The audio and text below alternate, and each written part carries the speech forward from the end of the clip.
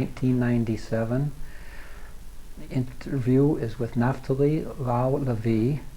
My name is Murray Schechter.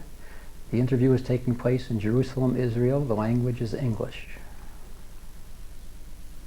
My name is Murray Schechter. Today is January 15th, 1997. I'm conducting an interview with Naphtali Lau Lavie. The interview is taking place in Jerusalem, Israel.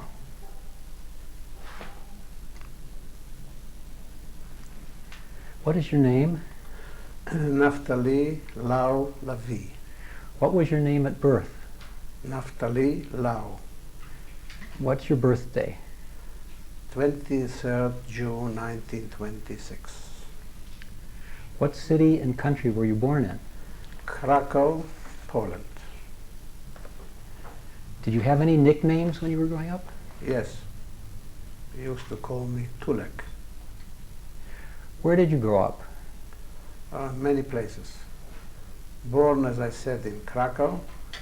As a child, when I was a few months, maybe 2 months old, we were living in a place called Suceava, which is Bukovina, Romania, where my father was the rabbi of the city.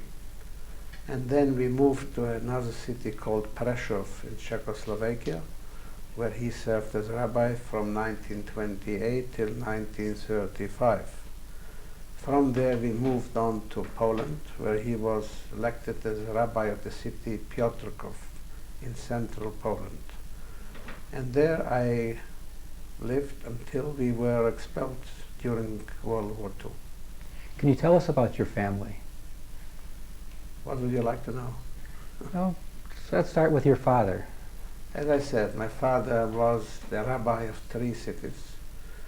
I think he was the 37th generation of rabbis in his family. Born in Lvov, which is today Ukraine, used to be East Galicia under the Habsburg monarchy. He studied at the time in various yeshivot under supervision of leading rabbinical authorities in that part of Europe. Then he moved to Vienna during World War I because of pogroms that took place in Lvov. Their house was put on fire and he got refuge in Vienna, where he studied secular studies as well as rabbinical studies. Soon after the war, he was married and was appointed as rabbi in Suceava. And from there he went on to different places. He was an active member of the EDUT Israel, what was known later the Council of Sages, or Torah Sages. He was very active in that organization in favor of encouraging Aliyah and settlements in Israel. This was his more or less political involvement. He was active in education. He was one of the leaders in that movement who actually organized, or initiated and organized a network for girls. School network for girls became known as Beit Yaakov. He was one of the founders of that network. He was also involved in the establishment of the great yeshiva known Yeshivat Chachmei Lublin, where he was a member of the presidium. It was the founder of that yeshiva was Rabbi Meir Shapira, who was his first cousin. And when he was rabbi of Piotrków, he passed away. My father was elected to become the rabbi of that city. This is more or less I can say about him. And your mother? My mother was born in Krakow to a rabbinical Hasidic family. She was a granddaughter of the Divrei Chaim rabbi of Sons, Chaim Halberstam, which is very well known in Galicia, and a great-granddaughter of Rabbi Baruch Frankel Teomim, known Baruch Ta'am because of the book that he wrote. Her name from home, her maiden name was Frankel Teomim. An educated woman, very active in communal life in the city where we used to live, throughout the time up to the very end. We were 4 brothers, And the second one, the oldest one, escaped the war because he was studying in a yeshiva in Romania. Came to Israel, at the time Palestine, in 1944. I myself and my youngest brother, Israel Meir, who is today Chief Rabbi of Israel, we went through the whole period of World War II, ghetto and camps. And one between us, 3 years younger than me, perished in the death camp of Treblinka, together with her father. What was your life like before the war?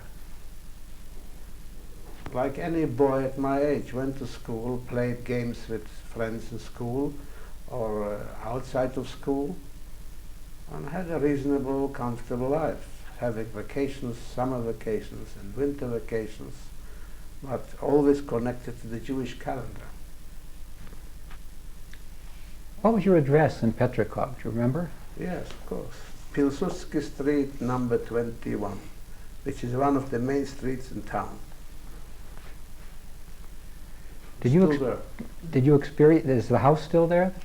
The house was there till a year and a half ago. I was there and I saw it, even filmed it, and when I was there last time, it is nearly a year ago, it wasn't there anymore. It was pulled down. I don't know what happened. It was old, I don't know. Did you experience any anti-Semitism before the war? Yes. There was always anti-Semitism. In what form did it take? You know, during, let's say, Christian holidays, if it is Easter, or in particular Christmas time, we were exposed to some kind of harassment, but bearable. There was the known anti-Semitism, which was institutionalized by the Polish government at the time, which after a certain pogrom that took place in Poland, it was in 1936, if I'm not wrong, the Prime Minister at that time, by the name of Składkowski, was questioned at the press conference if he condones or condemns pogroms like that. So he condemned it. He said, we don't have to. And he was asked, what about economic boycott on Jews, something like that? He said, that's okay. So this was the sort of anti-Semitism that reflected itself in many ways. What did you know about the rise of Nazism? The first time I heard about that was when I was 7 years old. It was in 1933. We spent a summer vacation in a spa called Krynica on the Polish-Slovak border. We were there, I don't remember how long, maybe 2 weeks or something like that. And my father and his cousin, this Rabbi Shapiro, who was alive at the time because he died about 4 months later, were discussing politics. As a young boy, I liked to listen what's going on. Mayor Shapiro came back from a trip in the United States. He went on a fundraising mission to finance the costs of this yeshiva. And he told very amusing stories about his experience with Jewish audiences. Chicago, I remember, about Shabbos afternoon in shul. And we were all laughing about the reaction of some Jews, simple people, but the warm people who gave him the money. One even Shabbos afternoon in shul, when he has finished his speech, which was probably very effective, came to him and pulled out a few dollars from his pocket and wanted to give it to him. This was the amusing part of the story. And then we were talking about what's going to happen with this Hitler. So I heard for the first time, Hitler, what's going on with this? And people expressed concern that it is going to create a chain reaction of anti-Semitism which exists. Some places it's dormant, some places active. And among other things, I remember there was also the mention of immigration to Palestine, to Eretz Israel. So this is what I remember in the beginning of Hitler's rise to power. And then we went back to the routine life, school, home, and so on and so forth. And it didn't occur again for some time. When did your life begin to change? Actually, it began to change only in '39, on the 1st of September.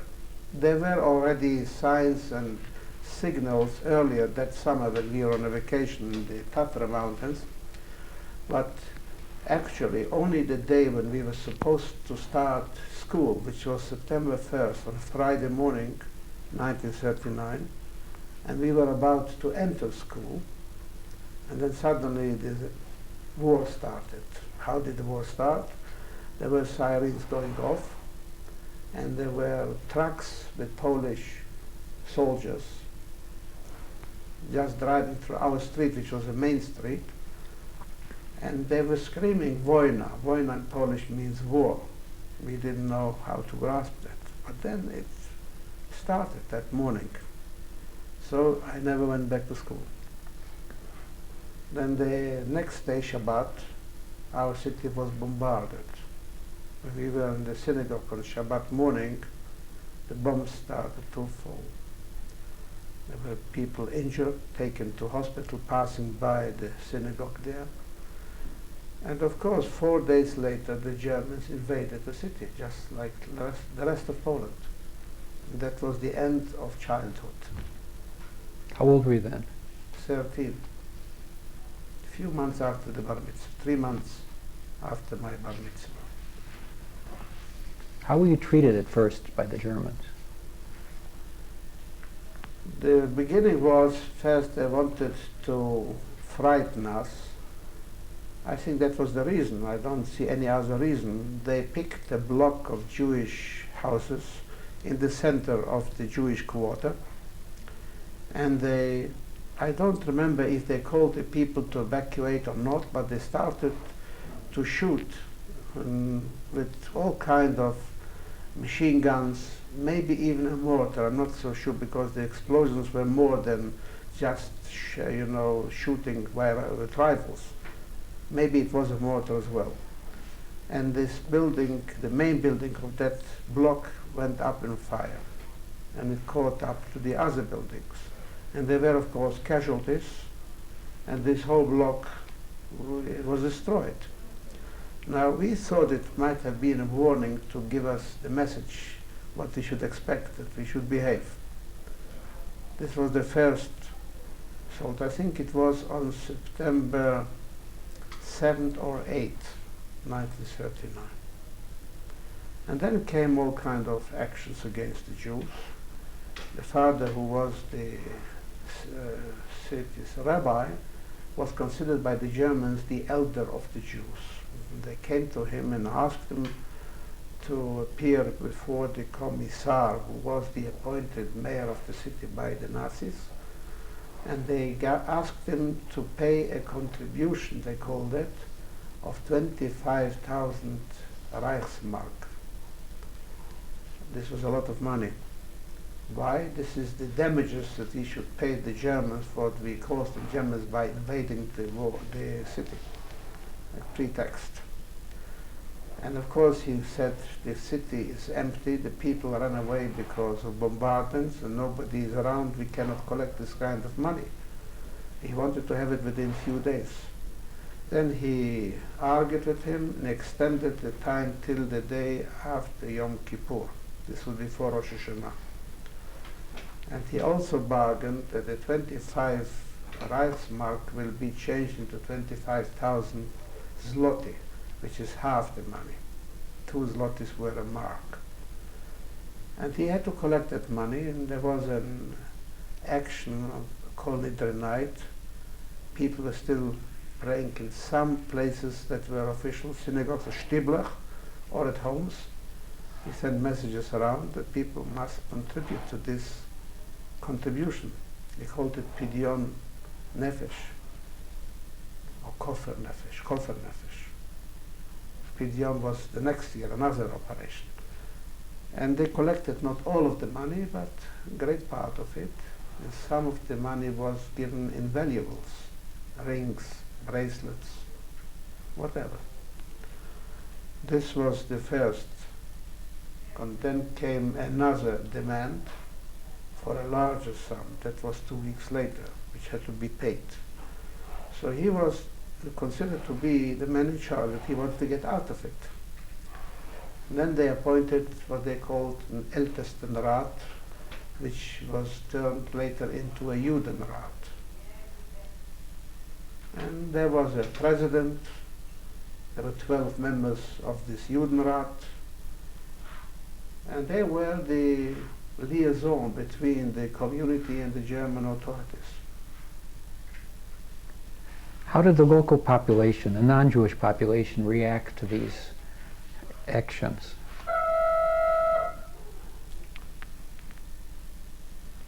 Does this disturb you?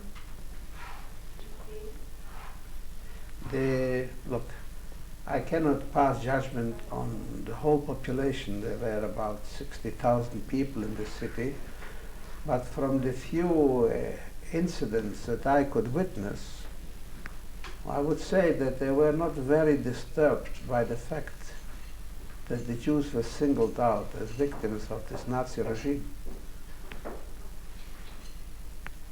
So therefore, they didn't participate maybe in the persecution. They didn't try to beat up Jews because they themselves were frightened for their own lives.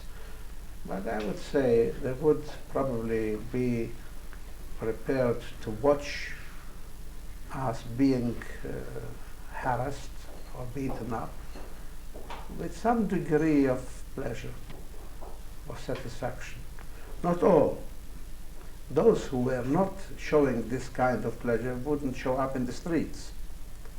But when we were marched to work or from work, and those who were standing on the sidewalks watching us, I would say the faces were more of satisfaction than of, let's say, sorrow.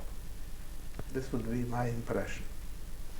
Was there a ghetto established in your town? The first one that the Germans ever established in the occupied territories in Europe was our city. They called my father, I think it was at the end of September in 1939, asking him to provide them with a map of the Jewish concentrations, where Jews live in the city, if it is one particular district or is it spread throughout the city. He couldn't provide them such a map, but they were investigating and they marked the main concentrations of Jewish people in the city. They were always mixed. The Gentiles were living in the same buildings, but there was a majority of Jews in some of the buildings and some of the streets.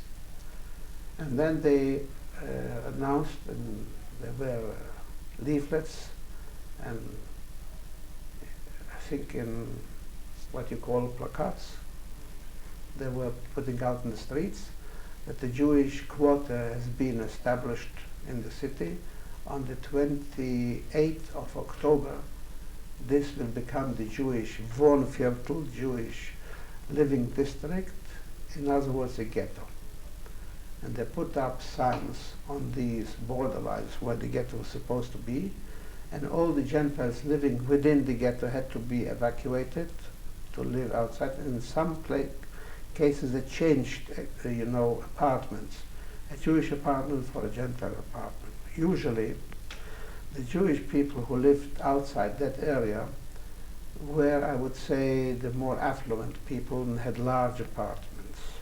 They were business people, professionals, and those Gentiles who lived within the Jewish quarter were the poorer people, usually doormen or workers. So you can imagine that those people who had 5 or 6 rooms apartment suddenly had to clamp in their family and their belongings to 1-room apartment or 2 rooms. This was the procedure. But the ghetto was not yet sealed. It was only marked. And it became sealed only end, I would say, of 41. Really sealed, that you cannot get out or in. Was there a fence around it? Or? There were barbed wire, and the police, the Polish police, they called them the dark blue, the navy blue police, because they had, the uniform was navy blue. contrary to Germans who was grey-green, the SS or the Wehrmacht.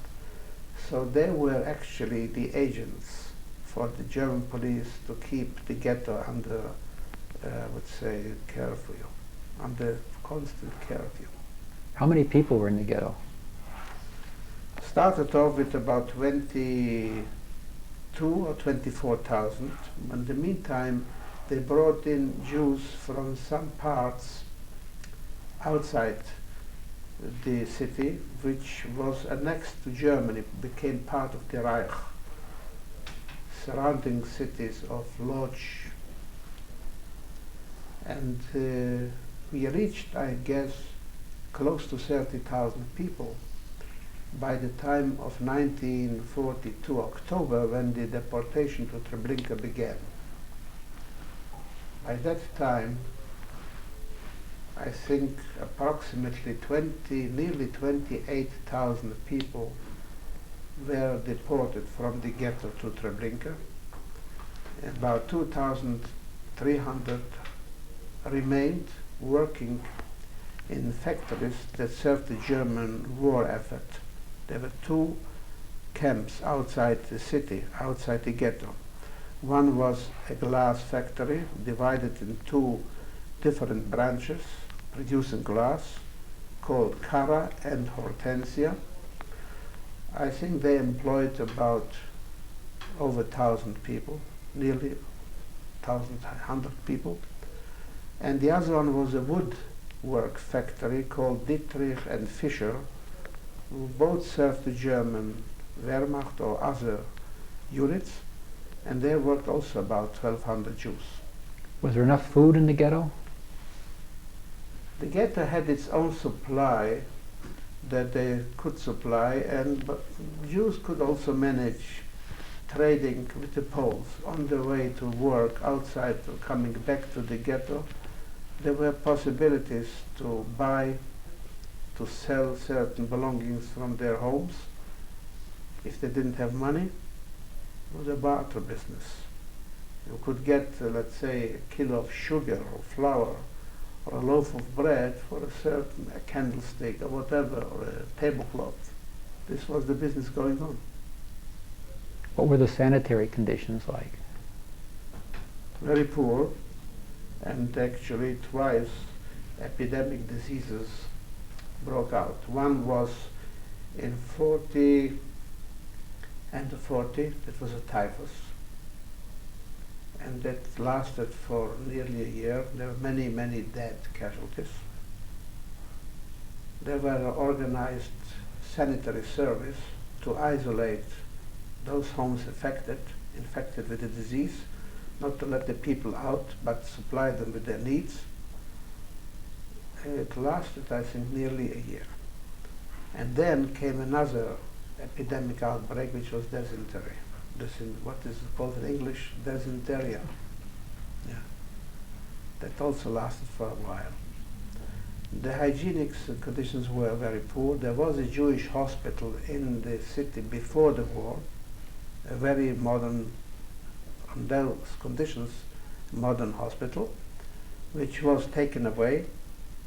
It was incorporated into the general hospital, which was adjacent, and we had to operate, I would say, the organized, improvised hospital in the Jewish gymnasium, which became the hospital in the ghetto. There were services, Jewish doctors. In every Jewish population you have a number of Jewish physicians, specialists, general practitioners. They took care of the health problems of the people, the nurses. I mean, from that point of view, the population was self-sufficient, from that point of view. Was the synagogue still functioning? No. No, the synagogue was closed down. It was functioning till immediately after Yom Kippur 1939. Afterwards, the Poles had or informed us that they were noticing that there are a lot of wood being brought in. We didn't know the reason for that. Some were suspicious that they want to put the synagogue on fire. and we were afraid of that. So my father initiated a rescue organization with young boys, and I was among them, that we were together trying to rescue the Sifrei Torah. So one night we came there and we found that all the benches, all the furniture of the synagogue were already outside on the sidewalk, piled up, and the synagogue was almost empty. So we managed to come into the building. We opened the ark, we found 2 or 3 scrolls, but we knew that there must be many more. But we took them out to hide them in Jewish homes. On the way out, we found that from the pile of benches and furniture sticking out the Atzei Chaim, the Sifrei Torah. We started to dig into the pile, and we found many more. Altogether 26 Sifrei Torah we got out. We were hiding them in a few homes opposite the synagogue that were in the ghetto Jewish. Well, the ghetto was not sealed, it was still not a ghetto yet. And the next day we took the carriage of the Chevra Kedisha. We packed in all the Sifrei Torah and we pushed it. We didn't have a horse. Usually, if you use the horse, this carriage taking them out to the cemetery. We, the boys, pushed it out and we buried the Sifrei Torah near the Ohalim of the Tzaddikim there. With, we put in whatever, wood, glass, wood to protect the Sifrei Torah. The shul itself was not put on fire. It turned out that in one of the conversations, the commander of the Wehrmacht, not the SS, his name was Colonel Brandt, called my father for another consultation on what to do with the Jews, They wanted Jewish labor to volunteer every day. They needed 1,000 people for all kinds of work that they wanted to use them. Normally they used to pick up the people in the streets. So he explained, because we are in need of workers, we don't want to harass the people in the streets. You supply us daily 1,000 people and it will be arranged. My father didn't want to serve as their agent and told them, I cannot supply you with manpower of this kind. At that occasion he asked him, what do you intend to do with the synagogue? Because you are now blocking it and you keep it. And he didn't know, so I said, look, I have a suggestion to you. There are thousands of prisoners of war, Polish prisoners of war, that you keep them outside in the open. Maybe temporarily till you find a solution, you can put them up in the synagogue. He thought that's the way he will save the synagogue. In fact, he accepted. And they put up the banks in that synagogue. The wood was meant for that. We didn't know that. And the people, they moved in, I don't know how many. Synagogue stands till today. It's a beautiful building. But unfortunately, during the deportation to Treblinka, they used that synagogue as a jail for those who were found hidden in bunkers or elsewhere. That was the synagogue.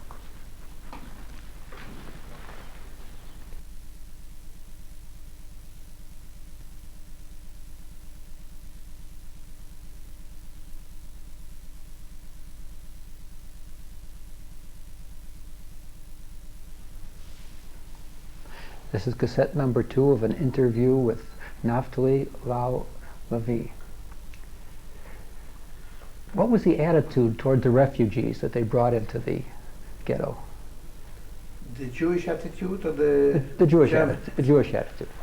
Look, there was a very, I would say, favorable attitude. The Jews in the city or in the ghetto organized themselves immediately to find housing and to facilitate the needs of the newcomers. They came from many cities, the Pomerania, Posen, and some other cities around Lodz, places like Plock, Golovno, all kinds of smaller places in that region. And the Jews came in with large families usually, in some belongings, not many. And they were put up in homes. For instance, I can say about our apartment. We had a large apartment. Two of the rooms that we had 6 rooms. We immediately gave away to families. One was a rabbi, a dayan from Alexandrov near Lodz, Rabbi Sherpinsky. He and his wife and 2 daughters got into our apartment, and there was another family, Eisner from Lodz. They lived with us, and they shared with us kitchen, everything else. And that happened almost in every family. I don't remember how many rooms, but I guess there were about 4,000 rooms in the enclosed ghetto that were shared between, as I said before, 28 to 30,000 people. You can figure out the density of living in that ghetto. The schools were taken over. There were the large day school, public school, not Jewish, but it was in the Jewish section, so that was taken over. There was a Talmud Torah, Jewish religious school. There was a Yesodei Torah. There was the gymnasium became the hospital, and there was a 1, 2, 3 yeshivot. One was called Keter Torah from the Hasidei Radomsk. One was called Sfat Emet Hasidei Ger, or Gur as we call it. And one was called Beit Yosef, Novardek. These were yeshivot that had their own building. People moved in and lived there. And there was an orphanage house. Part of it was also given away to refugees. Anyhow, they managed to live together. Tell us about the forced labor battalions.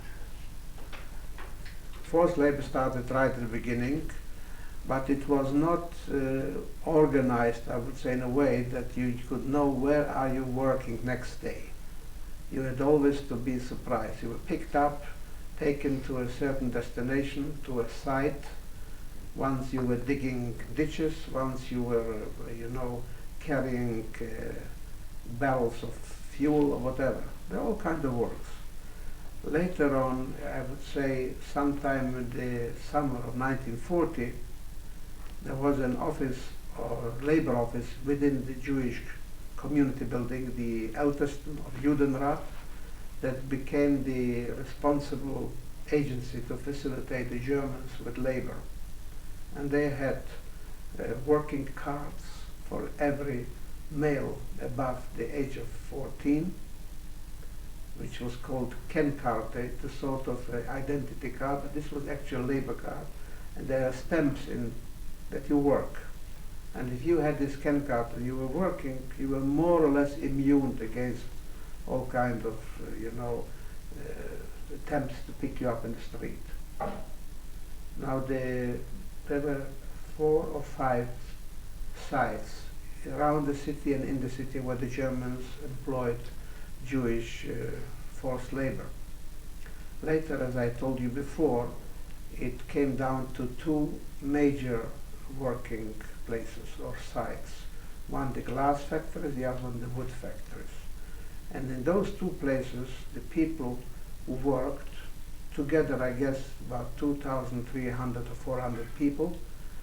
At the time when the ghetto was liquidated, when most of the inhabitants were taken away to Treblinka, the people who worked in those places had to live there as well.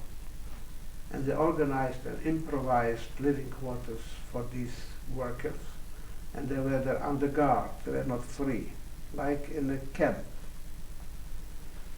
And then they were moved into a smaller section of the previous ghetto that was liquidated, and one street called Staro Warszawska, or in Yiddish they called it the Jidengasse, the Jewish street, was surrounded with barbed wire and guarded by police, Ukrainians, Polish, and of course Germans supervising. And that became the little ghetto. And there were, as I said, 2,000 to 2,300 people, which organized themselves in their own way, and they had to go out to work in those factories in 3 shifts. always being guarded by police going out and coming back. In July 1943, the Germans decided to liquidate that little ghetto as well. And all the people working in those factories were forced to move out into the factories, where they established little camps where they used to live.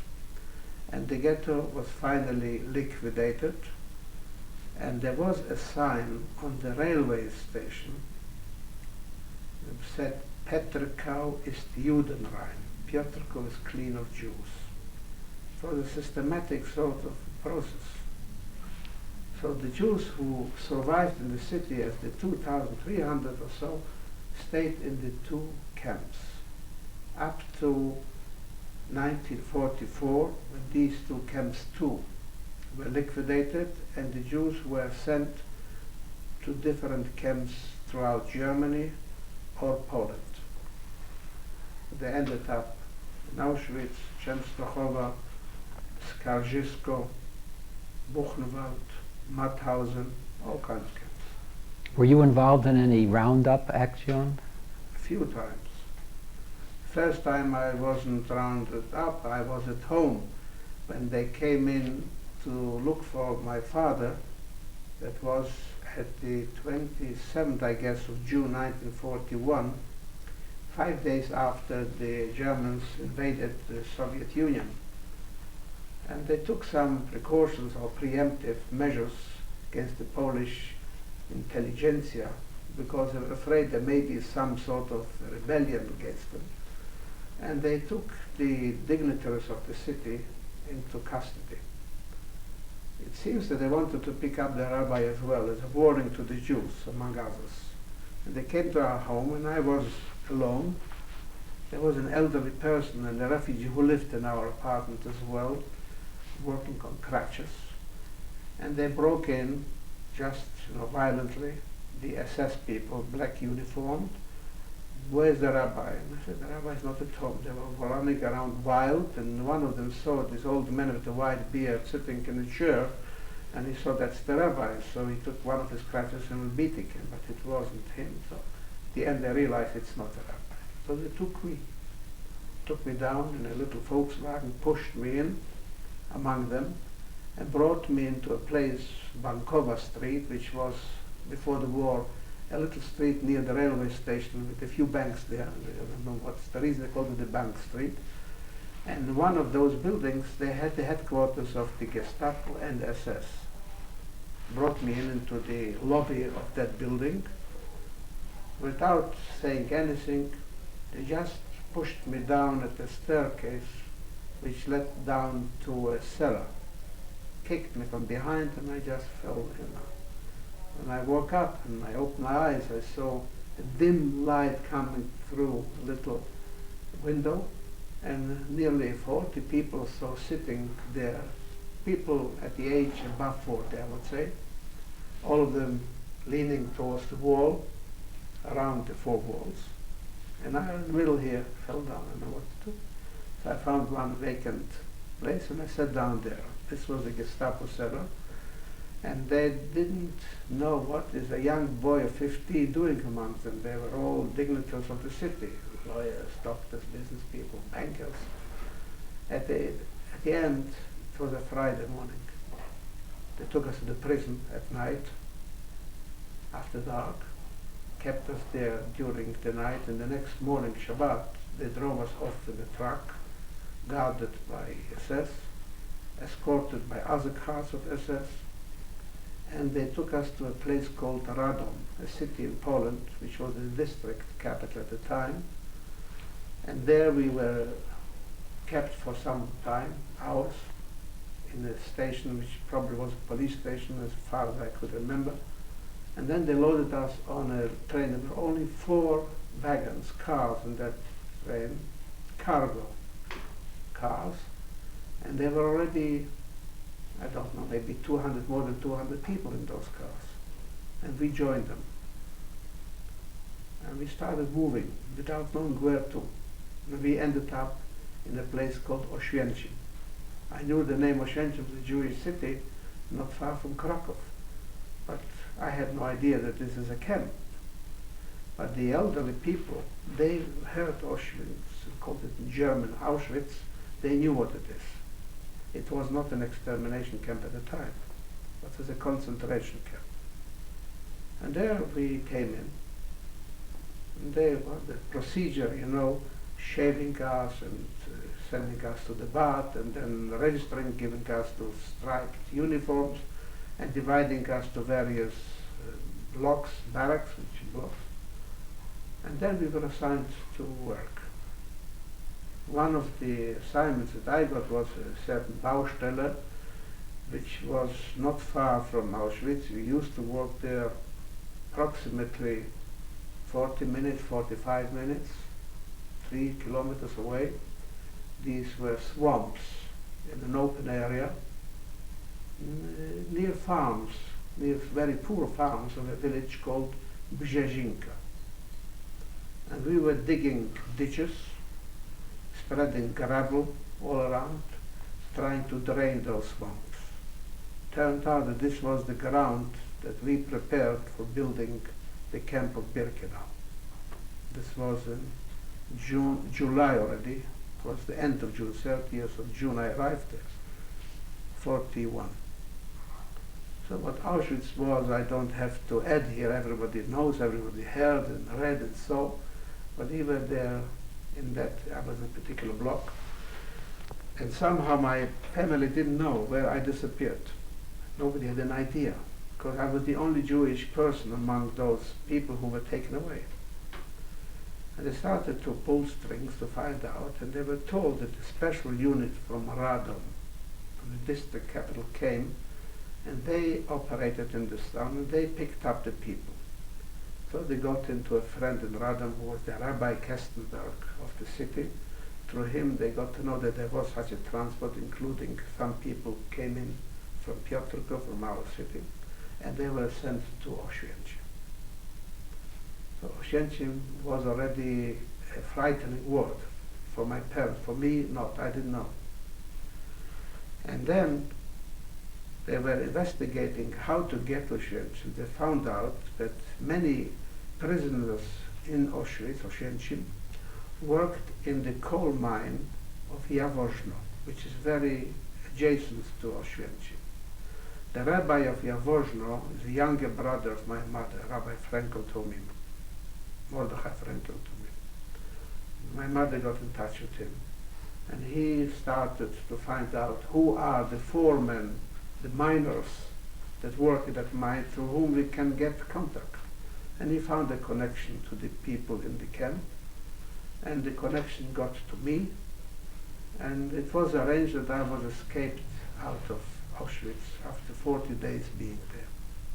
And then I was somehow dispatched back by these people who smuggled me out from the camp back to the ghetto. When did they hear in the ghetto about the extermination of Jews? The first news that we got was, I guess, February or March 42. 2 men, young men, escaped a place called Chelmno. And they managed to escape for a few days, wandering around, and ended up in our ghetto.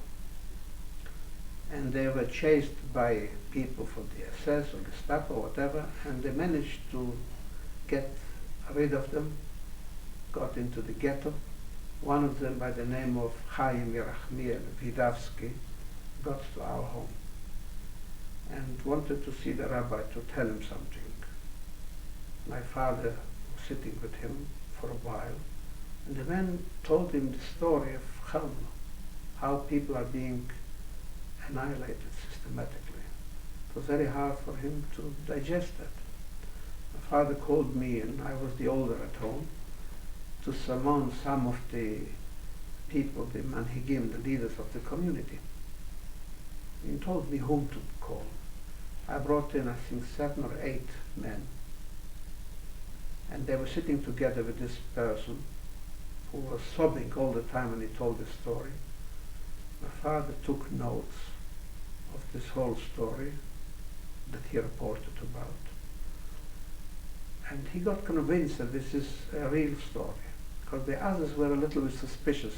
Maybe the man wants to get some money and he is trying to build up a story. They were not willing to understand and to listen. My father thought there is a lot of that, what the man says. Asked him where is his friend. He told him he is hiding at another place. We found him. They organized for them money and false papers as Polish workers, and got the uniforms of railroad workers and sent them away. They went both to Germany to work as Polish workers. Both survived. Witkowski came to my home, and I used to live in Ramat Gan. He was sitting on the couch opposite me, and he says to me, they didn't believe it when I came to tell that story. This was in 1972. So I said, it's true, it was very hard to believe. But I remember because my father gave me the notes, and I typed them out of the typewriter in Yiddish, because he spoke in Yiddish. And I recorded to him from my memory what he described, which he almost forgot. And then suddenly, when I was sitting in the armchair on the sofa, and I see he's leaning back, and he fell down, he fainted. He got so excited. So we helped him to recover. He was a very rich person. He came to my neighborhood again, and then he bought a house opposite to my house for his daughter, who married and lives now in that same neighborhood until today. He, in the meantime, passed away. He lived in Antwerp in Belgium. The friend of his, the other person, his name was Yitzhak Justman, and he lived in Israel for a while and emigrated to Chicago, and he passed away there. So these were the first messengers in 1942, March I guess it was, anyhow before Purim, brought that story, and people didn't want to believe. When did the deportations begin? In our city it began on the 14th of October 1942. Gimel Cheshvan, Tafshin Gimel. And it started, they cordoned off the whole ghetto, the approaches to the ghetto, the various streets or lanes. This was done by a special unit. Most of them were Ukrainians and Lithuanian soldiers, auxiliary forces for the SS. And they blocked off certain parts of the ghetto. They called the people out. They took them to a square, which is called the Umschlagplatz, not far from the synagogue. And they had every time 6,000 people lined up. After they had a number of people, they evacuated the district, they closed down those houses, and the people were taken to the railway station, the cargo railway station, which was a different one, marched there, and they were loaded to the train. Each train consists of 60 cars, wagons, carried by 2 engines. And every second or third day, I think 4 trains left the city between 14 and the 21st of October. The last train wasn't, I don't know, they had enough people and they were looking for more. At that time I was already living in the glass factory as a worker there. And they suddenly came in SS units to line us up on a roll call. They wanted to pick up people in order to fill the train with the number they needed. I got very, alert to that.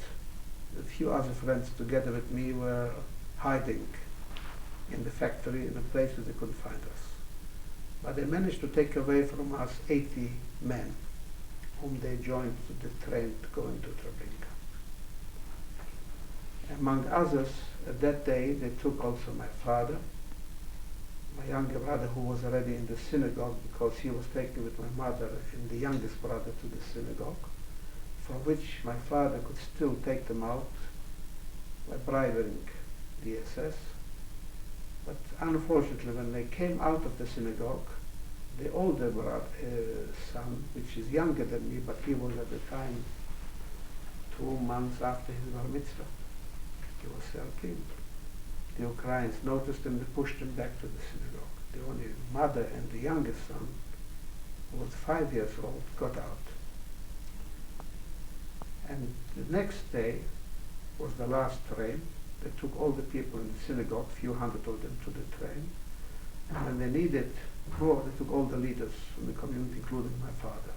So they went on the last train, which was Yud Aleph Cheshvan. This is the day we keep our Yortzeit. So they emptied the ghetto, and then many were hiding. They did not find, but slowly they did find most of them. The first group, maybe nearly 1,000 people, they took to a nearby city called Tomashov, because their deportation started from there a few days later, and they joined the Jews of Tomashov. Then they found more people. They were all in jail in the synagogue. 550 or something like that, they took out to a wood forest called Rakov, and they shot them there. Others were sent to other places. Anyhow, the city was clear, as they say, from Jews now. The only 2 camps were in the 2 factories. Altogether, maybe 2,400 Jews, or 2,300. Where was your mother and your littlest brother? She was hidden in a bunker with her little brother. And when the deportation was over, somebody managed to take them out. She was with about 12 other people, and brought them into that street, which is called Staro Warszawska, where the little ghetto was established. And she was there, and when I came back from the camp, I found her there. And then what happened? Then there were all kinds of actions. They took people at every occasion for whatever suspicion they had to eliminate them. Took them sometimes to the forest, sometimes to the other camps. And as I said before, in 1943 they liquidated finally that little ghetto, and the 2 camps were minimized to, I don't remember, from maybe 1,000 in the glass factory, we came down to nearly 600. A similar thing happened to the other factory. And in November 1944, they took both camps away and shipped us to Germany. Who was with you? My mother and the youngest brother. Now, in the last stage, when we were taken out of the factory, we were pushed towards the ramp of this glass factory where the train was waiting for us. Now, on the way to the train, my mother decided that the younger boy should be with me. He will be safer with the men, because there was always the thought that the men are destined for work and the women for death. And she wanted to save him, so she pushed him into my arms. He was crying, he refused, but that's what it was. And I found myself in the wagon with him, and she was with the women. I guess there must have been 40 to 50 women in one of the wagons. They were taken to Ravensbrück, camp in Germany, not far from Berlin. There she died. How, I don't know. He was with me. And we ended up in a camp called Hassak Werke in Częstochow. And there were only men able to work. A few times they tried to eliminate a few. There were, I guess, 11 children. He was the youngest. He was not yet 7. He was 7 years old. And they wanted them just to shoot. There was a Jewish head of the camp by the name of Rosenzweig, who told us that one can bribe the Germans.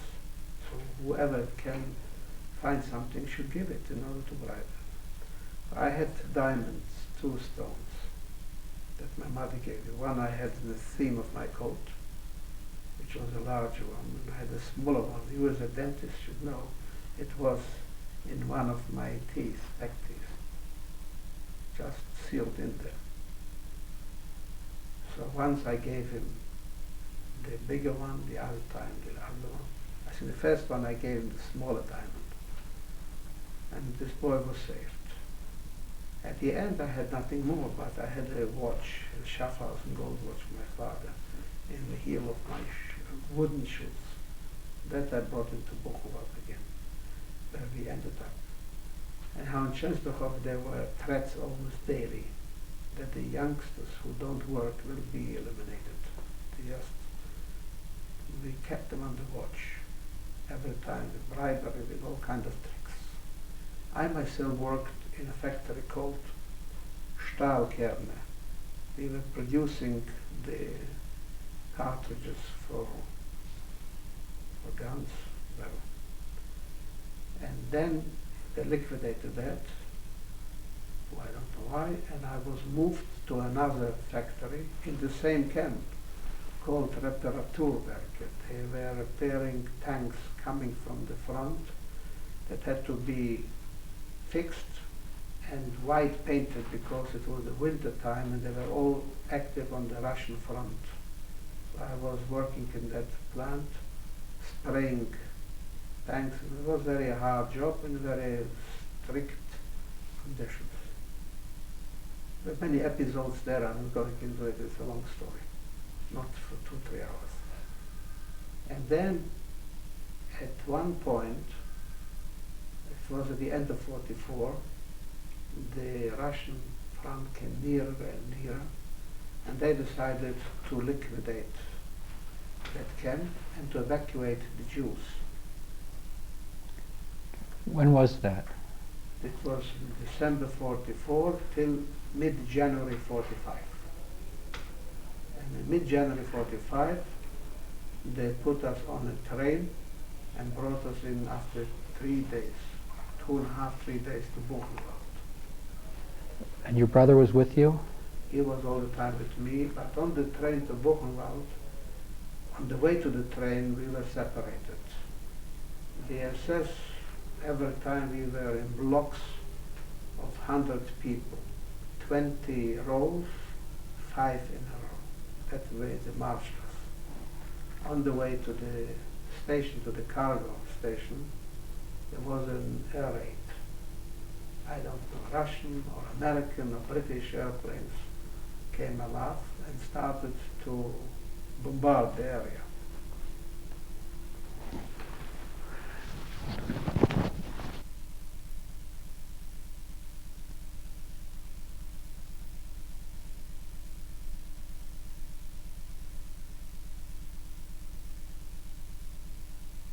With cassette number 3, an interview with Naphtali Lau Lavie. You were telling us how you got reunited with your brother on the train. No, on the way to the train, we marched together. We were 5 in a row. He was in the middle. The two to his right were myself, and next to me was a friend of ours, much older than myself, I would say even over 20 years older, by the name of David Feiner. He was a scholar at Yeshiva of Lublin, and a very nice person, and we were marching together. Before we started from one point to the other, they came with a truck and they had bread for the journey, and they threw in every row 1 loaf of bread, which should be enough for the 5 people. So we gave this loaf to my younger brother, who was in the middle of the row, to keep it. He had a little bag, but I had a larger bag, carrying whatever we had. And then suddenly the air raid started, I mentioned before. And we were all ordered to lie down to the ground. The ground was full of snow, I would say about 6-7 inches snow. And we were lying down to take shelter from the air raid. We were guarded mainly by Ukrainians and a few Germans as well. And they were on both sides of this column. And they took shelter in the ditches. We were walking on sort of a battery. And at one point, for what reason I don't know, they started to shoot at us, whole car, and we were still lying. So I heard a little bit of a noise, and I turned to my right. I see Feiner next to me, lying, motionless, and all the snow around him is getting red. So he was killed on the spot. By the way, a month ago a lady came in to me. She called me from a telephone in Jerusalem from her friends. She lives in Sweden. And she says that she heard that I am the last person who saw her father alive. She lives in Sweden. She's a daughter. She survived of this Mr. Feiner. Since I wrote this story in a book that I published and it came to her knowledge, she wanted to hear. She came to my office to hear the last moments of his life. So this was the episode of Feiner. When it's all over, we got up and we were ordered to proceed. We came before the train station. We were ordered to stand in blocks again opposite each wagon. And they were filling the ranks because many were missing. Feiner wasn't the only one who was killed. And there was one SS officer, a tall guy with a little fur coat, the baton in his hand, walking alongside. And suddenly he saw in our ranks a little boy. So he called him out, called him at his collar, and schlepped him, on the snow like that, towards the women who were in front of us, a large group of women. And he said, the child goes with the mothers. He didn't know that there was no mother there. It was strange women. Anyhow, they started to load us, to push us into the trains. I still saw him among the ladies, the women, climbing up to that wagon and holding above his head this loaf. And I knew that he is with the women. And we were the men in all the rest of the wagons. I don't know how many we were exactly at the time.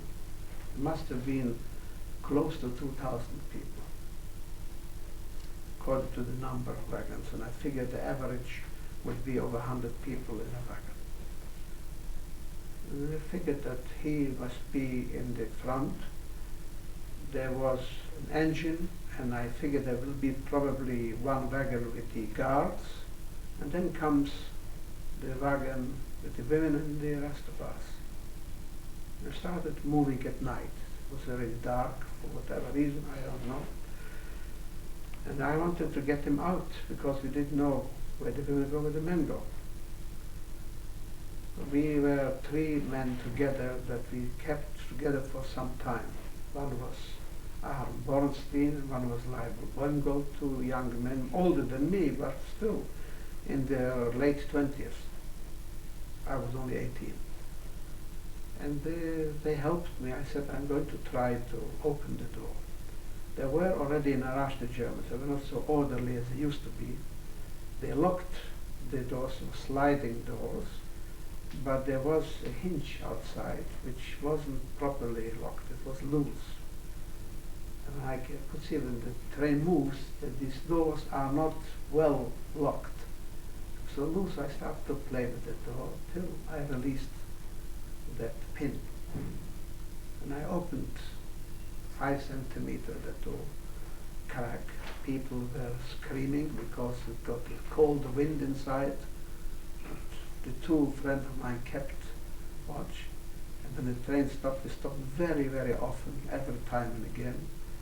I jumped down down to the ground between the rails, and I started crawling towards the engine, knowing that next to the engine must be there. I think 6 or 7 wagons I had to pass, and every time when I was crawling, I had to listen to what's going on. At one point there were German-speaking people walking, so I got frightened. I kept silent and walked back to my wagon.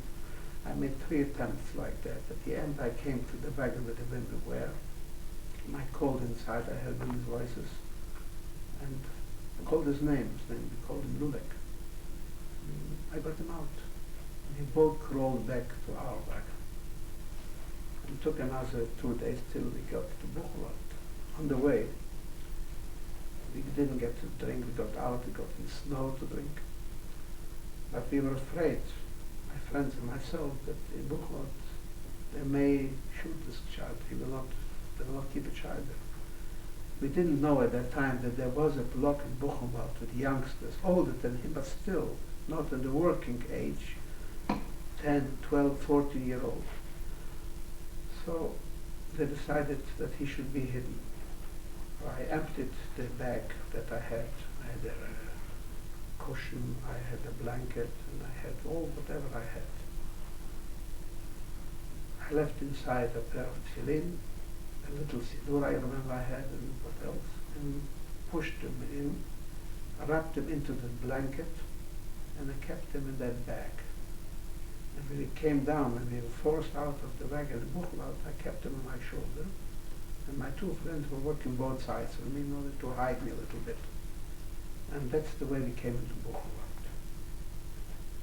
At the entrance to the camp, they didn't take us through the roll call, through the gate, which is was controlled, but a side way passing the crematorium into an opening where it was surrounded by barbed wire, and I could see piled up bags and suitcases and whatever belongings. That means all the transports who came in earlier had to leave everything outside, and we were put in there. As I was taking him down from my bag, took him out of the bag, there was a German prisoner of Buchenwald. I remember his number, 1111, 1111.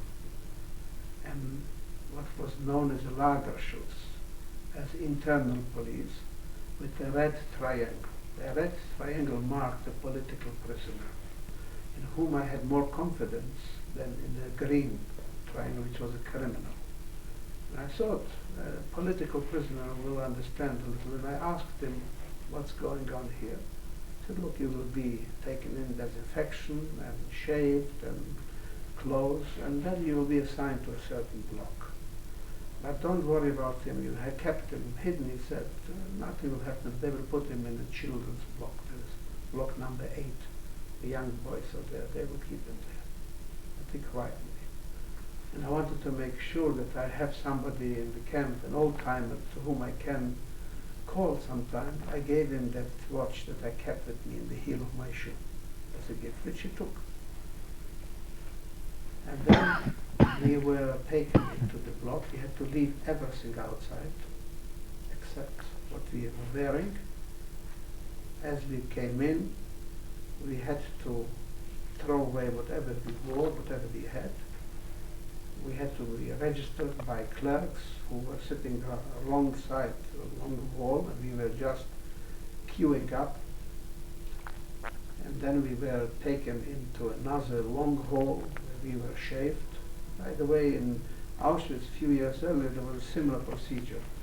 There were barbers, prisoners of course, standing on benches on both sides, alongside both walls. And we had to go pass by, and they were shaving us from top to bottom with manual shaving. Then we went into another hall, which was the disinfection hall. The two prisoners had a bucket with brushes, with some sort of disinfection stuff, Lysol or Carbon, and they just put it up. And then we had to jump into a pool of disinfection, which was all burning. At the end of all that process, we were taken into an empty, huge hall, which was hermetically closed, no windows. The door was shut behind us, and here I look, coming down the ceilings, I don't know, maybe 50, 60, maybe even 100 pipes, like showers. Now, we were told that is the way that they used to gas the people. So, of course, we got all scared. That's the end of it. One man, Mr. Samuelson, a tailor from our town next to me, just dropped on the floor. His son said that he had some poison among his teeth, which he just swallowed. He didn't want to die like that. And we were standing there naked, of course, undressed, shaven, shivering cold. It was January. Terrible, terrible cold. It must be, I don't know, 25 degrees below zero outside. And suddenly, a stream of water came down from those showers. Ice cold water, but not gas. And I looked around the people. Even under these circumstances, people smiled. That means that's not the end. This was over. The doors opened and we were just rushed out. And outside there were other people standing, all of them prisoners, but in white aprons. They were doctors, injecting us anti-typhus, whatever. And I pushed my little brother in front of me, and there was a doctor prisoner with an F letter, must be French.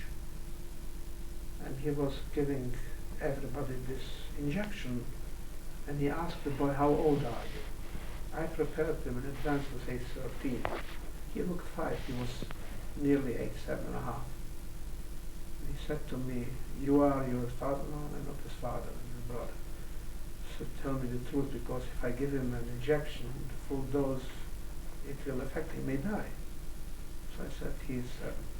So he just injected into the air maybe half or now of the content and gave him that injection. From there we were taken to another hall where we were given uniforms. There was no uniform for this child. Oh man. Well, some prisoner showed mercy to him, and they took him around and brought him some pants and some shirt, not the right shoes, in order to dress him up more or less according to his size. And from there we were taken to block number 52. The block was like a stable for horses, which was arranged in banks, 4 layers, banks. There was no mattress, no straw, just boards. And we were ordered to climb up and to stay there. The block understood the elderly of the block, his name was Willy. He was a decent person, a German, I think he was. He was the authority. He saw the little boy, and he said, we will arrange him in another block. This is not for him. So the day of the second day, I don't remember, he came along, he called us, and he took him to block 8, where he was throughout the time.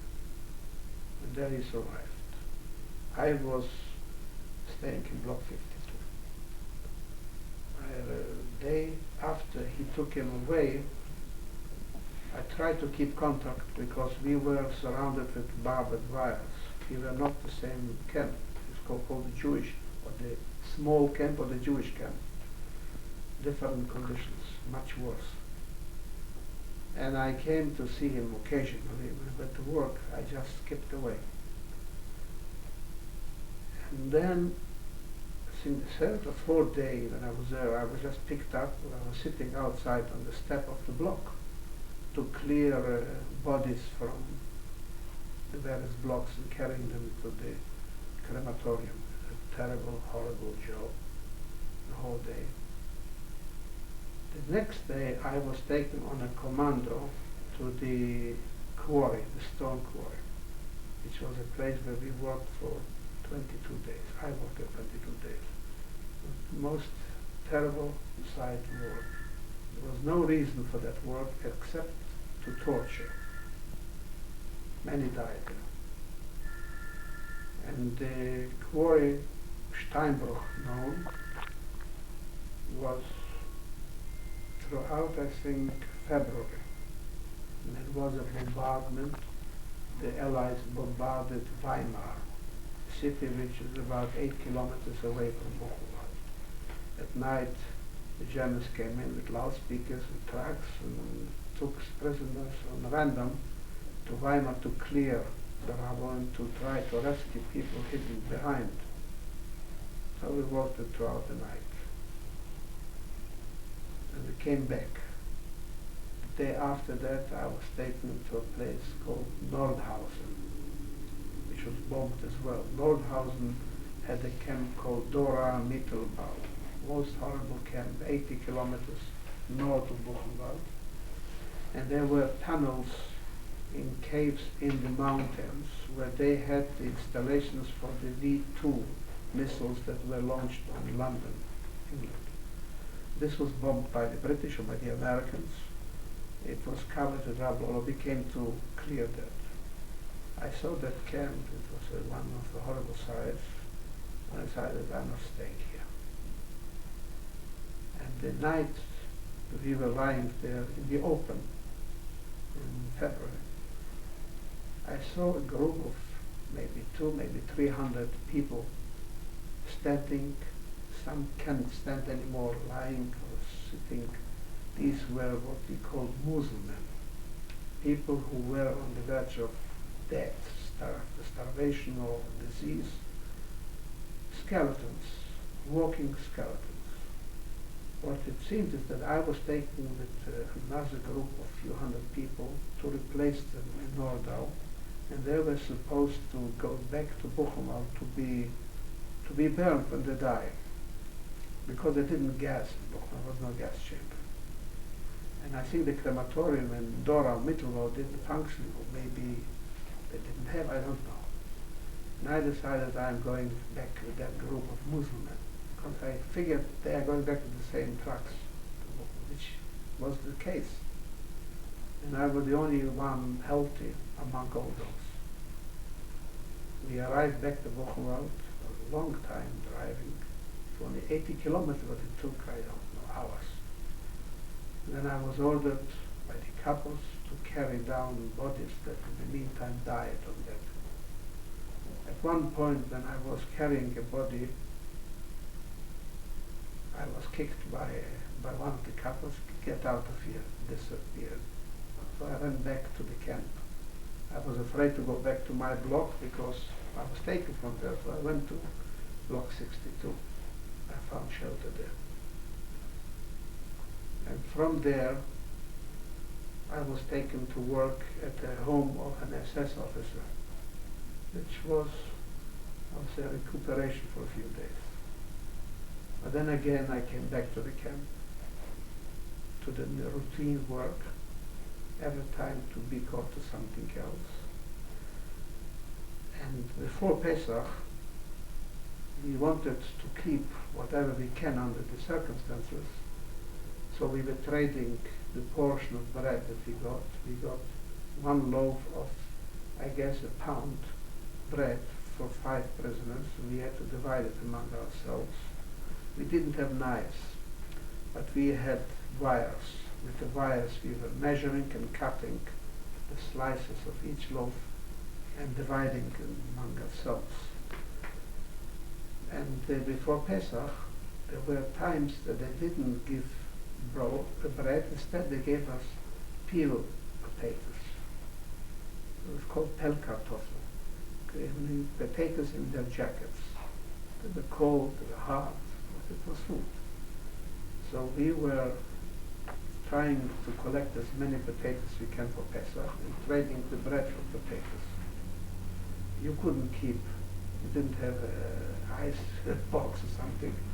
So in the pens, I used to tie down with the wire pens, and those pens became, machzanim, storage for potatoes. So I was working with potatoes in both legs for Pesach. And really the first few days we could eat the potatoes instead of eating bread. Then came the evacuation. 4th of April, which was the first day of Chol Hamoed Pesach, they started to evacuate all the prisoners. It started with the Jewish prisoners. Loudspeakers came through these blocks. Alle Juden, sämtliche Juden sofort antreten. All Jews immediately report to the roll call place, which we did. And from there we were taken on transports to be evacuated to nowhere. And they took us to the end to many places, like Theresienstadt or Dachau. And I was among those who were taken out. And there was an interim episode.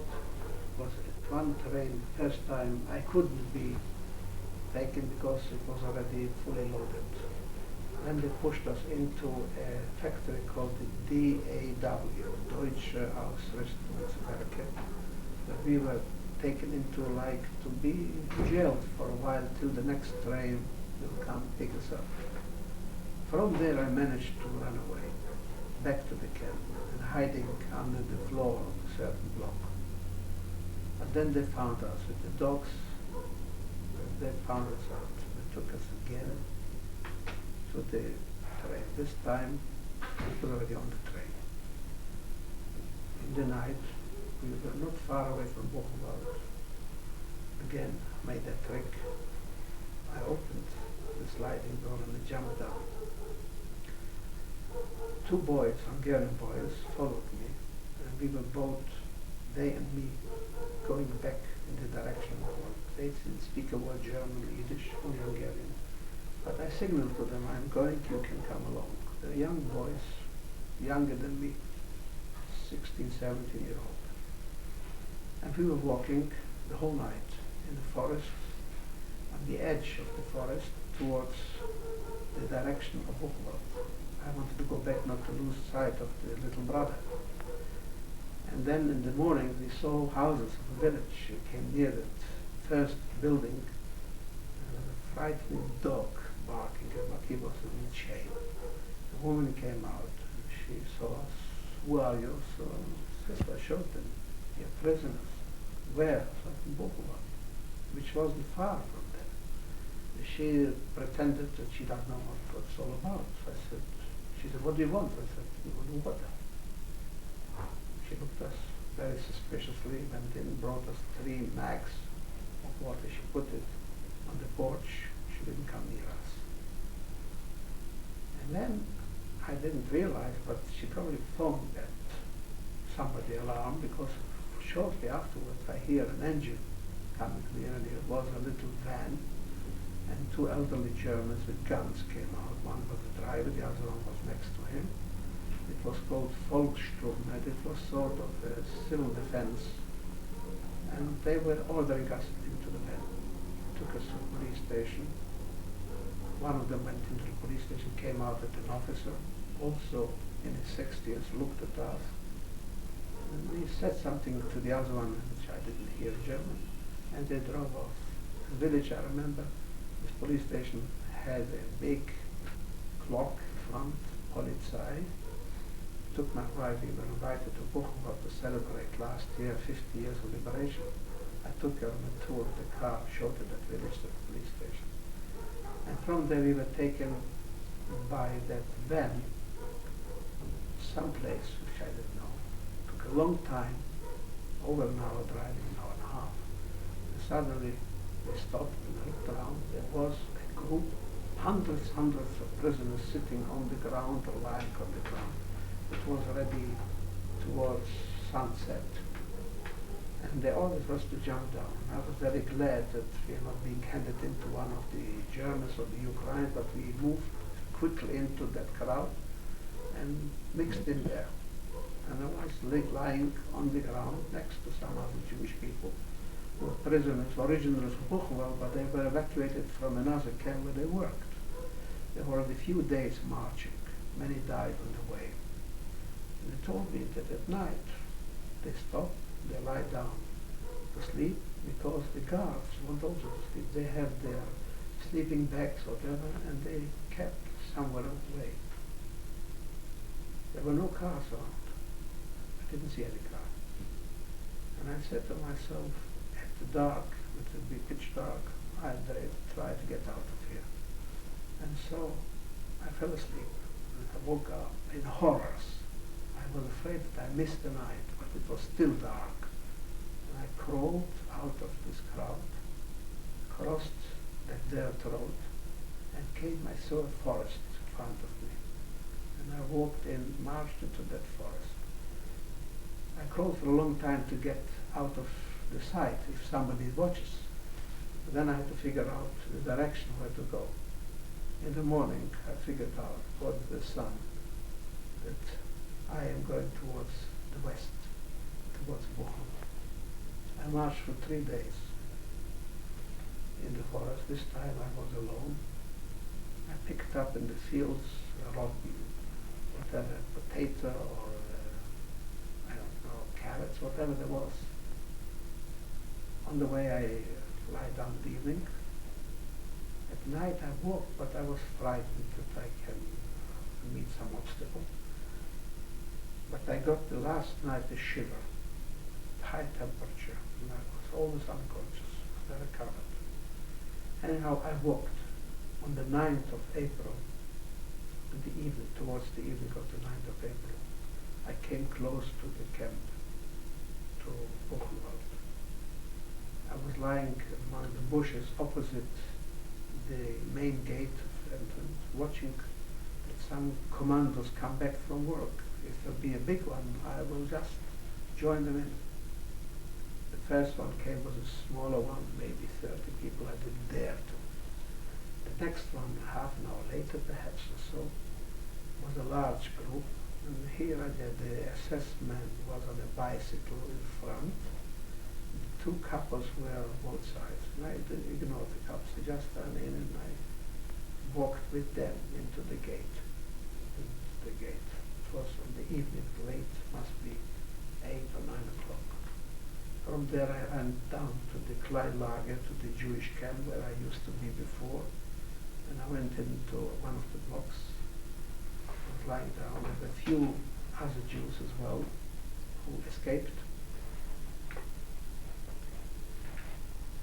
And there, in that block, I stayed overnight. I felt that I am not well, but I had no choice.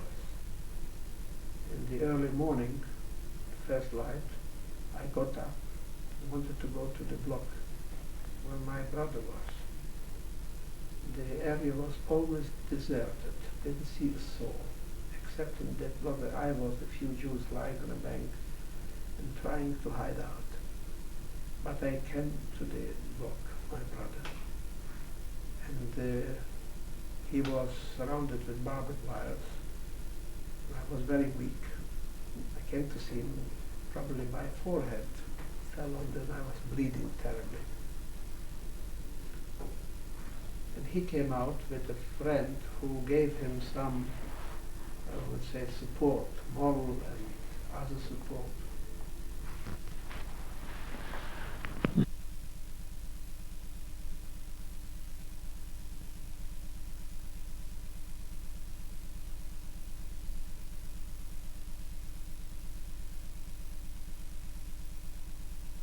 Set number 4 of an interview with Naphtali Lau Lavie. So you had just met your brother.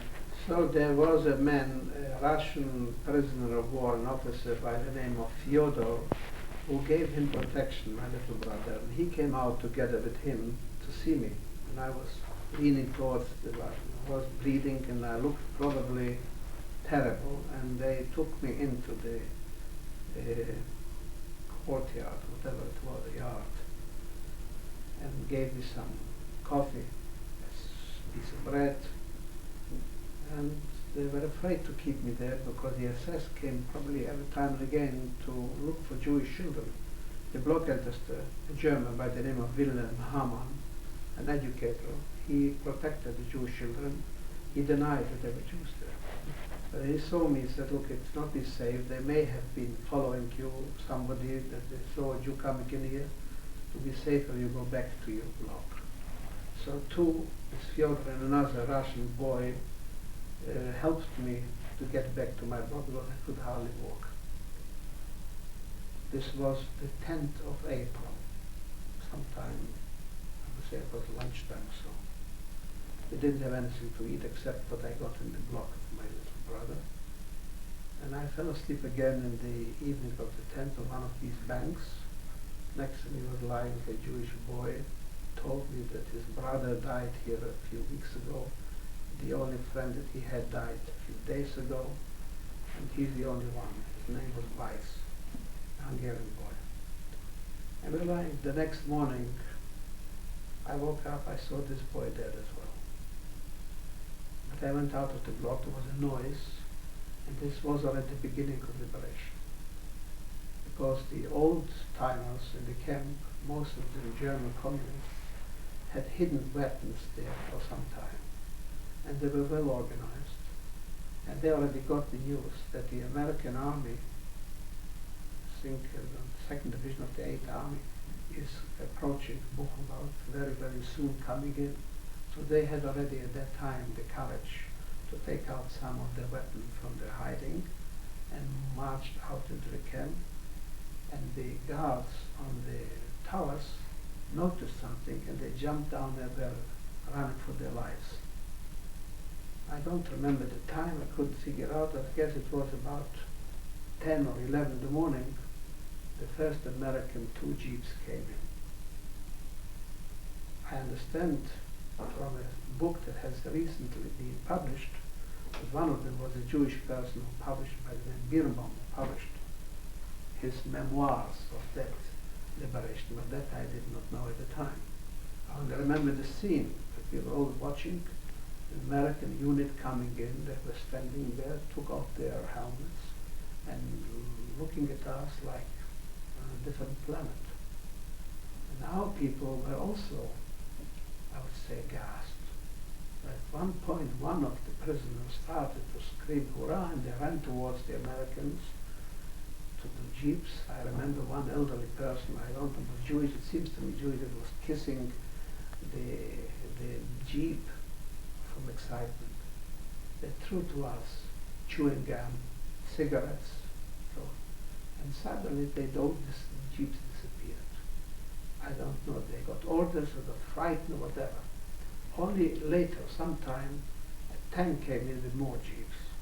And this was already the, so to say, the official party to liberate Buchenwald. Among them was an officer who must have been Jewish because he spoke German, which was more Yiddish than German, who gave us instructions to keep quiet, to be orderly because the governor will take over, and we will be given all the opportunities to get back to normal life, to routine, be sent back to our respective homes. So he gave us this kind of comfort, and we will also be taken care of medically and be fed. He gave us this kind of. This was the liberation on 11th of April 1945. In a way, it ended there. And where did you go after liberation? I didn't go because I couldn't go. That day, I collapsed. When we were watching the Americans, I stood with my friends. I couldn't take it because I was taken to the block. A doctor, one of the prisoners, came and said, I am severely sick. I must be taken to the Revier. Revier is the local hospital of the prison, which was a terrible place. I was taken there. And I was injected with a camphor injection into my chest. I had typhus diagnosed. They didn't give me any food, no food whatsoever. I think in that room there were 16 people. Most of them died during the first night, second night. I think 9 or 10 died. And after they diagnosed typhus, they took me to the hospital which used to be the SS hospital, Revier. Much more, I would say, organized, and the facilities were. Of course, my uniform was thrown into the garbage, and I was stripped of everything. And then in that new Revier where I was taken, they put me in ice sheets, changed the ice sheet every time and again to knock down the temperature, I guess. I don't remember any medication, I cannot remember that. Next to me was a boy lying who looked at me dead. And he saw me and he saw that I am dead. His name is Bunim Brzonski. He is a teacher and principal of school in Petah Tikva. We meet us sometimes. But we both survived that camp. The first person who came and gave us some moral and other help was Rabbi Herschel Schechter, a relative of yours. He was a rabbi in the Bronx. One time he was the chairman of the president of conference of major Jewish organizations. He was a chaplain in that division. He came in with 2 Jewish soldiers, officers, brought us orange juice and comfort. And I recovered from this typhus. My younger brother got measles at the same time. He was quarantined. Shavuot, we had services in the SS kaserne, in the movie of the SS. We had services there, no sidurim out. Whoever remembers something by heart.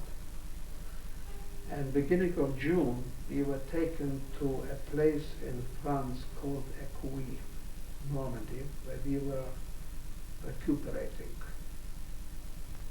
We got medical tests, examinations, and we were fed properly. It's a Jewish organization. We were approximately 486 youngsters coming from Buchenwald. Among us was Elie Wiesel as well. And when I was already well enough, I decided we have to go to Palestine.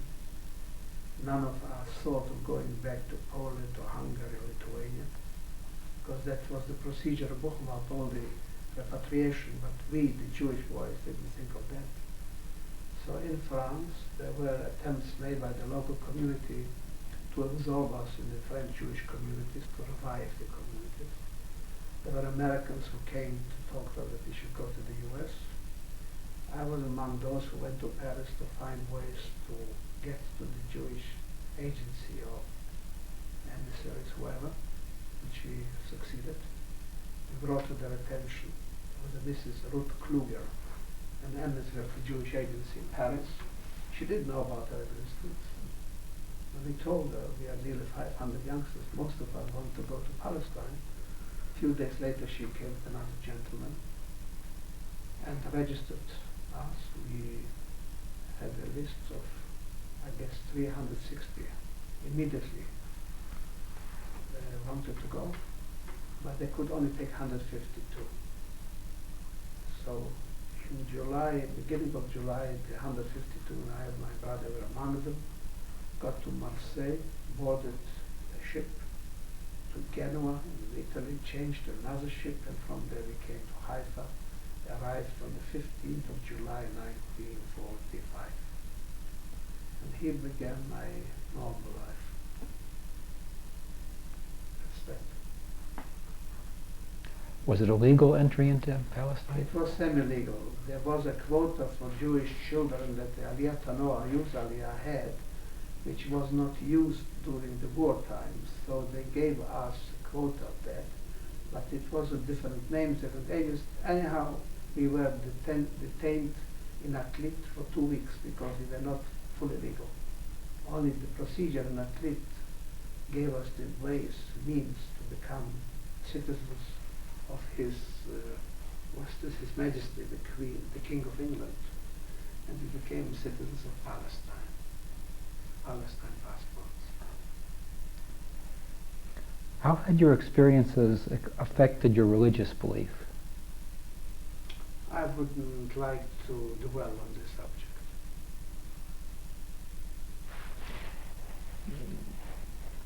It's almost 50 years since the war.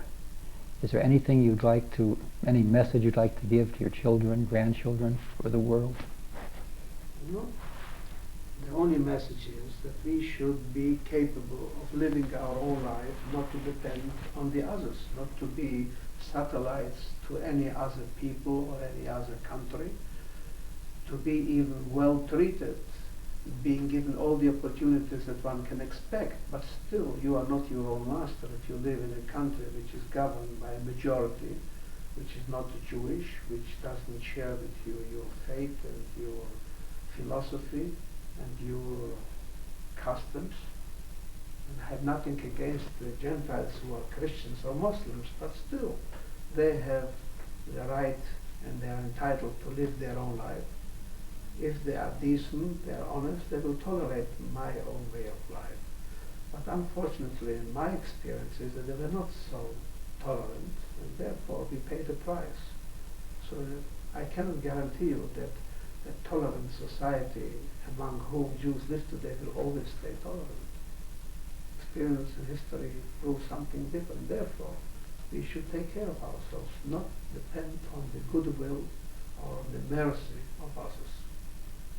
This is the only message I have for my children. I'm glad to say that all 4 children, their grandchildren, live here and are happy Israeli citizens, contributing to whatever Israel demands. The army, in the economy, in spiritual life. That's what I can say. Did you think you were going to survive? No. There were moments that I was almost despair that that's the end. In general, on the whole, I would say there must have been a belief. Otherwise, I wouldn't be able to take the initiative on so many occasions, which were tricky sometimes, to stay alive. So there must be in the back of my mind, I'm thinking that I had that belief. But there were very many moments, and I experienced the end of it, that it's finished.